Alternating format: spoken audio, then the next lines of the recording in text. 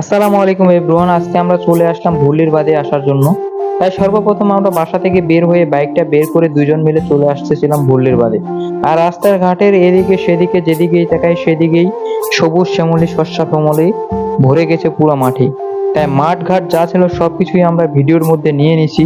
অবশেষে আমরা ভুল্লির বাঁধের কাছাকাছি আসার পরে দেখতে পেলাম ভুল্লির বাঁধ পুরোই ফাঁকা। আসলে এই বারটা আমরা ফেসবুকে যখন দেখি তখন অনেক মানুষ ছিল, কিন্তু আজকে আমরা যখন যাই দুপুর 12টার দিকে তখন পুরো বাঁধ ছিল ফাঁকা। তাই ফাঁকা মাঠে আমরা আজকে গোল দেওয়ার জন্য চলে আসছি দুই চাচা। আর এখানে দেখার পরে দেখলাম যে এক কাকা আবার মোটরসাইকেলে কি সুন্দর করে পানি উপরের দিকে উঠাইতেছে। অবশেষে আমরা নিচের দিকে নামলাম, পানির ঢেউয়ের পায়ের মধ্যে অবতরণ করলাম।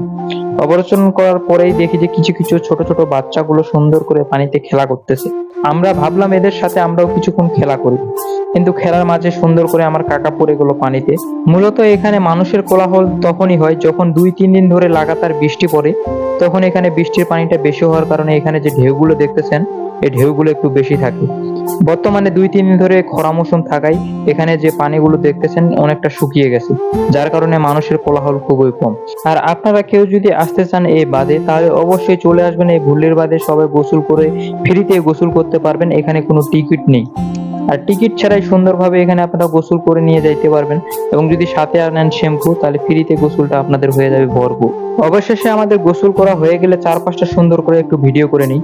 যখন উপরে উঠে আসি তখন দেখি পিপাসা লেগে গেছে, তাই সামনে দেখলাম এক আখ ব্যবসায়ী। মামাকে বললাম যে মামা গ্লাস কত করে, মামা বললো যে 10 টাকা করে। তাই লেট না করে মামাকে বললাম মামা ঝটপট 2 গ্লাস আমাদেরকে আখের রস দিয়ে দেন। তখন আখের রস খেয়ে সুন্দর করে আমরা দেন চলে আসলাম বাসায়। তো ভিডিওটি যদি আপনাদের ভালো লেগে থাকে তাহলে অবশ্যই আমাদের পেজটি ফলো করে দিবেন।